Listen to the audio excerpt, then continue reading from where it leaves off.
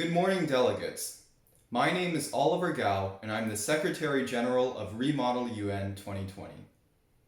After months of hard work, anticipation, and excitement, it is my utmost pleasure to finally welcome you to the inaugural iteration of ReMUN. The journey leading up to the conference has been nothing short of amazing and eye-opening, and I am truly gratified to share our experience with you all today. The past few months have undoubtedly been a strange and difficult time for us all. In light of the COVID-19 pandemic, we've witnessed many events that have shown just how interdependent our world truly is. Your attendance to ReMUN 2020 itself has shown our generation's resilience and willingness to further our pursuit for a more politically, economically, and socially connected world. ReMUN 2020 is the culmination of everything our team has worked towards since our conference's inception. From a group of hopeful friends trying to bring Model UN to our small suburb near Vancouver, Canada, to now one of the fastest growing virtual conferences in North America, with delegates hailing from almost every continent on the globe. Our vision for a more accessible Model UN experience has always stayed with us. This vision first started through my own Model UN journey that began in grade 9. Daunted by the seemingly complicated and exclusive committee room, I was pleased to find by the end of my very first committee session the friendly, productive, and often light-hearted atmosphere that Model UN entailed. From then on, I went to attend many other conferences, time and time again captivated by the thrill of getting the chance to work with fellow students to address real, pressing global issues. Seeing the inaccessibility of many expensive and far-away overnight Model UN conferences that were discouragingly too premium to many delegates in my community, however, I realized that Model UN was something I could work to bring to a larger audience, fueled by a desire to share my passion for Model UN to students specifically in my school, as well as the unwavering support of my friend and USG of IT, Sunny Yuan. We set off to create the newest Model UN conference in the Vancouver area. The timing of the pandemic couldn't have been more inconvenient for our fledgling Model UN conference, MDR-MUN, set to take place just a week after spring break ended. Yet, it gave us the opportunity to rebrand our vision into something bigger. A conference that would not just introduce Model UN to a broader audience in our own community, but an event that would attract like-minded high school students from all over the world to the enthralling community of debate and diplomacy. Although everyone's Model UN journey is different, I can personally say for myself that Model UN has been an irreplaceable part of my high school experience. Through Model UN, I was able to gain awareness about matters of international importance that I had never previously even heard of, or at least never imagined that I would have the opportunity to explore. MUN shattered my expectations for the boundaries of what I could do as a teenager.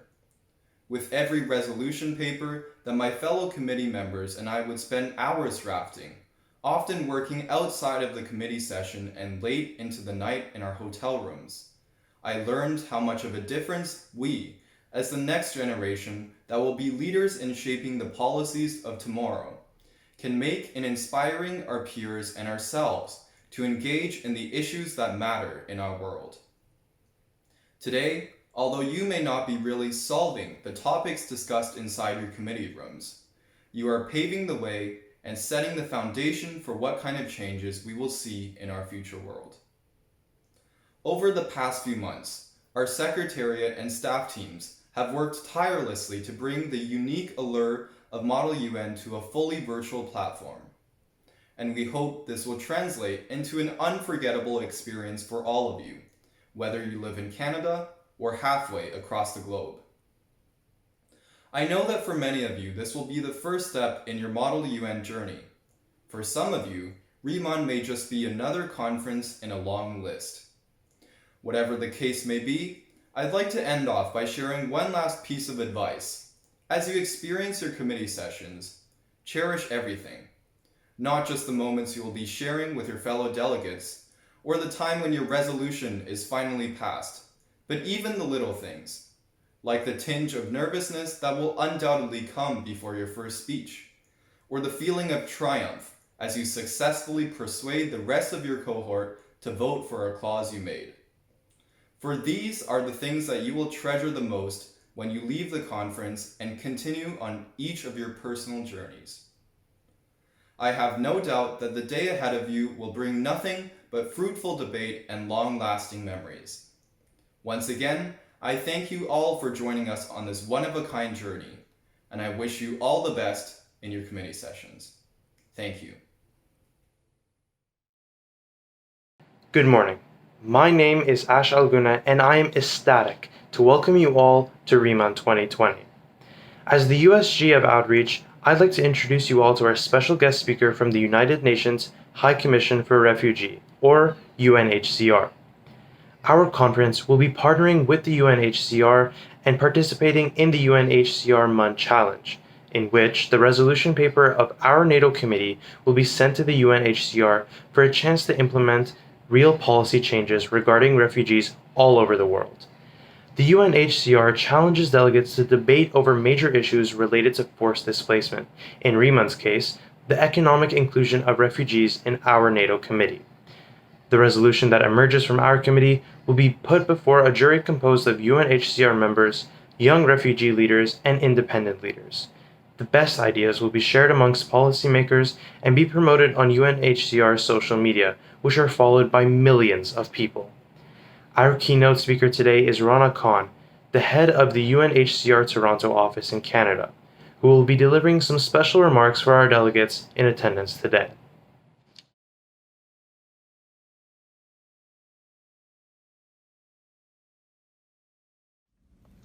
As I started to think about what I would share with you today, about my journey in human rights 25 years ago, I realized that while that may have been the formal start of my work with UNHCR, the journey has been much longer. Because our journeys to our careers actually start from a much earlier age, as children through young adulthood. This is the time when our dreams, interests, and our aspirations begin, grow, and take hold for later action, whatever form that might take. Recently, I was asked about what motivated me to do what I do, whether my identity as a woman and a person of color has influenced my interest and subsequent role in my field.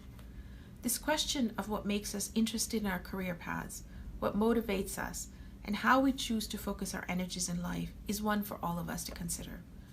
And the question of how our identity is interlinked with the choices we make is indeed a fundamental one. Race and gender play into that decision, but I think it goes beyond that. The decision and the choices we make, I believe, is a combination of personal characteristics, life experiences, learning, and inner motivation, and to do what compels you from your authentic self. Growing up, I understood the differences in how people live, their different access to rights, and that some voices are stronger and better heard than others. For me, it was the desire to be a small part of change and to help fill the gaps in inequity so that all voices could be heard. That piqued my interest and maintains my motivation all these years later. I was compelled to do this work from an early age. I have been privileged to be a part of this important journey with UNHCR.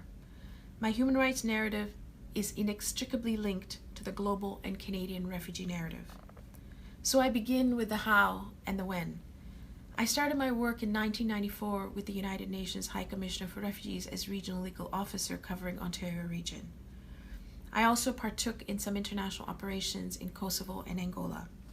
In those early years, I had the opportunity to work on the new Immigration and Refugee Board Gender and Child Claimants Guidelines to make refugee status determinations of Rwandan asylum seekers and to lend a hand in the repatriation and reintegration efforts in Kosovo after the cessation of the hostilities. Then the work on the legislative reforms in Canada, interventions in the Supreme Court of Canada on cases based on principles of the 1951 Convention on issues of inclusion, exclusion, and meaning meaning of membership in a particular social group. More recently, I have worked on detention towards ending the detention of children, the establishment of a national alternative detention framework, as well as child rights and training of decision makers. The tenor of the refugee reality is different now than when I started over 2 decades ago. Now more than ever, there's a shrinking asylum space, asylum fatigue, less access to territory, growing negative discourse, and less openness to welcoming refugees around the world. In many ways, the discussion of how to deal with the refugee outflow throughout the years has resonated with the same strategic objectives that it does today: the pursuit of a strategy of prevention, preparedness, and solutions. But the balance of keeping borders and hearts open with ever-growing numbers of refugees and internally displaced persons is proving to be a very big challenge for all of us. We have seen the persons of concern to the UN Refugee Agency that it has tripled in the last quarter of a century, from 23 million in 1994 to an unprecedented 70.8 million persons who are currently displaced globally. There are fewer solutions of return and voluntary repatriation today than then, because the conditions that are leading to the large displacements due to conflict, violence, and persecution are not resolved. There are not enough resettlement spaces for the more than 1.4 million persons in need of a durable solution, and less than 5% have gotten accepted at best. There is a need more than ever now for us all to seek and find solutions, to think outside the box, to go beyond the historical options. Currently, there are approximately 1.8 billion people globally that are between the ages of 10 to 24. Young people like yourself have the opportunity to bring meaning and lasting change throughout the world. We have seen countless examples of the younger generations standing up to create meaningful and lasting change, such as March for Our Lives, Greta Thunberg, and the youth involvement in the Arab Springs across Middle Eastern countries, to name just a few. This is a special year which marks UNHCR's call for participation of youth leaders in the Model UN Refugee Challenge. We believe that young leaders like yourselves have a central role to play in finding and supporting solutions to one of the biggest crises in the world today. This year, delegates will have the opportunity to debate and recommend solutions for key issues related to asylum and forced displacement, such as climate change and displacement, countering toxic narratives about refugees and migrants, supporting the economic inclusion of refugees, and improving access to education for refugees. And the winning resolutions that emerge from these debates will be shared with policymakers, and awards will be announced in 2021. Each one of us can work with our governments and the global community to support, address, and resolve the root causes of displacement. How is up to you. Each one of us can advocate to ensure the principle of access to territory and right to seek asylum, a right under the Universal Declaration of Human Rights, is respected in our countries, our regions, and globally. And we can promote a different lens for looking at refugees and displaced persons. By thinking of refugees as vulnerable and reliant on aid, we limit our thinking on solutions through asylum and resettlement. By changing the narrative to one which sees refugees as self-reliant and agents of renewal, people who bring talent and skills to their host countries, different possibilities for migration become evident. The task ahead is not easy, and human rights work is often not for the faint of heart. But if this is what compels you, then you will find a way to it. It is a privilege, and you get great satisfaction if you feel that your actions are making a little bit of a difference in furthering dialogues in human rights, in finding solutions in your backyard or beyond. Many times, it is one step forward and one or two back. But this shouldn't hinder us. The walk begins with one step. Remember to be true to yourselves and to do what you feel called to do, but also be kind to yourself throughout this journey. As you partake in the Model UN conferences over the next few days, I hope that you will be inspired and empowered to make a positive difference in the world. The fact that you're participating in these discussions shows that you are already aware and are ready to engage in real world topics, and that you have a desire and want to make a difference in the world. Your participation in this conference in and of itself is inspirational and foundational to create positive change both in Canada and globally. Remember that you are never too young, nor too few in numbers to inspire change and to inspire us all. Have a great conference. I would also like to introduce our gold sponsor, Fostering Debate Academy, Canada's premier debate and speech academy, founded in 2016 with the goal in mind of helping young people effectively voice their beliefs and discover their passion for public speaking. FDT's mission is to be the world's leading provider of debate and speech education by cultivating an enriching and energetic learning community of youth that are equipped with the necessary skills to become confident public speakers. FDT has partnered with us to award the best delegate of each committee a $400 scholarship for its programs to be used for the upcoming school year. FDT offers a wide range of available classes, including debate, speech, and Model UN, with many of its debaters and speakers representing Team Canada in international events. FDT's guest speaker has prepared some special remarks for our guest here today. Delegates, as your Undersecretary General of Conference Logistics, it is my distinct honor to welcome you once again to the first iteration of ReMUN 2020. You have all probably had time to glance at the schedule, but there are a few housekeeping rules I want to touch on before we move into your respective committee sessions. Firstly, as you may know, ReMUN is a distinctly international conference with delegates from North America to Asia to South America. As such, please be mindful that there may inevitably be cultural or linguistic differences, and that's what makes the Model UN experience so unique.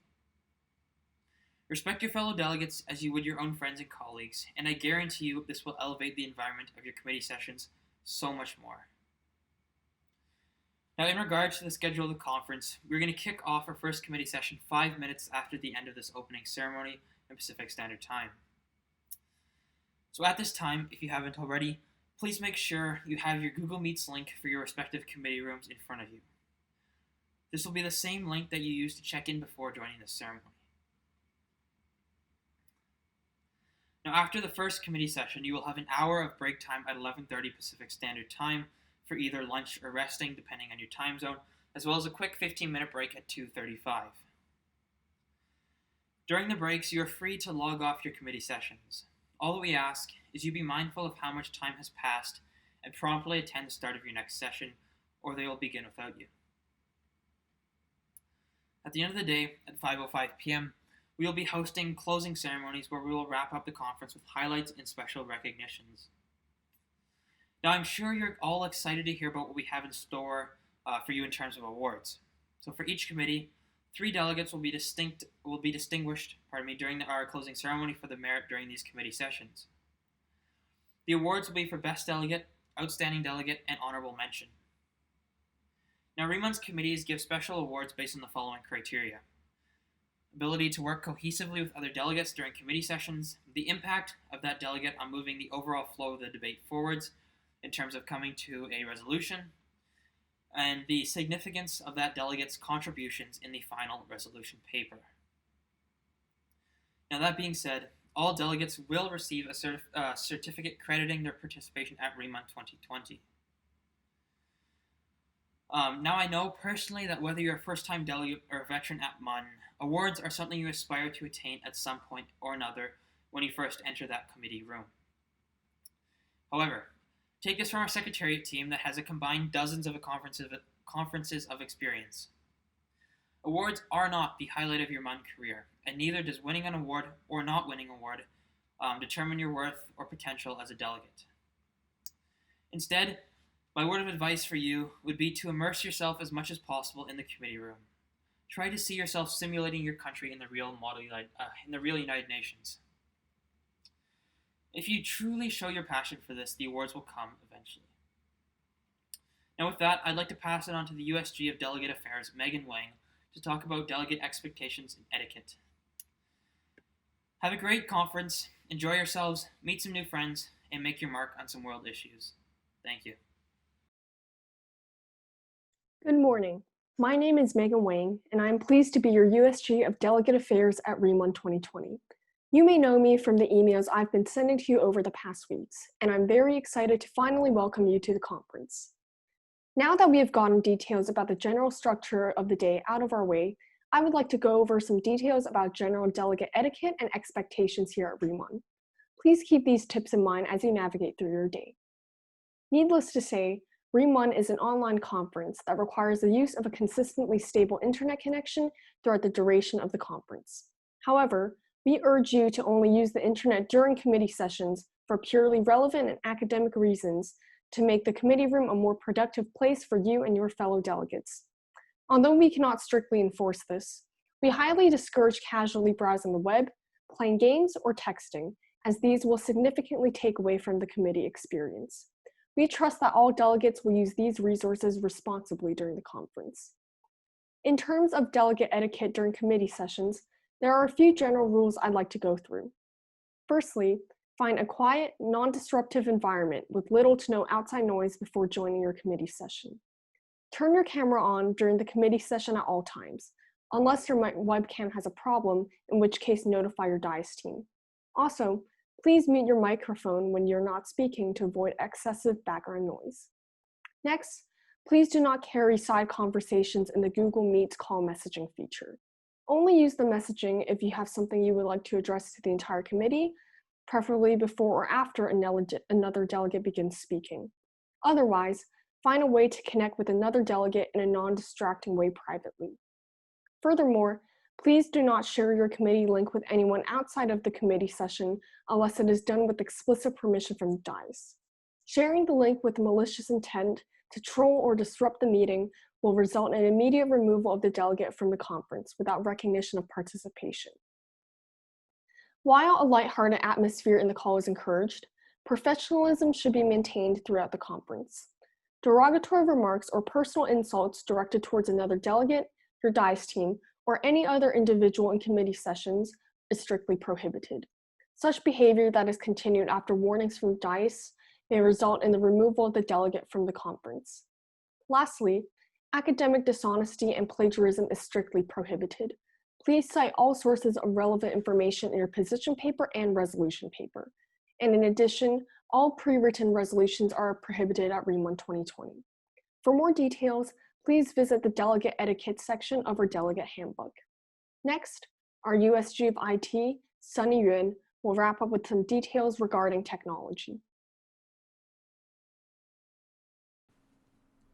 Hello, my name is Sunny Yuan, and I'd like to welcome you to ReMUN 2020 as a USG of IT. Before we wrap up the opening ceremony, I'll be going through some basic troubleshooting regarding Google Meets and some of the other technology you'll be using. By now, I hope you have tested your microphones, webcams, and internet connections before this opening ceremony, either during your committee check-ins or before today.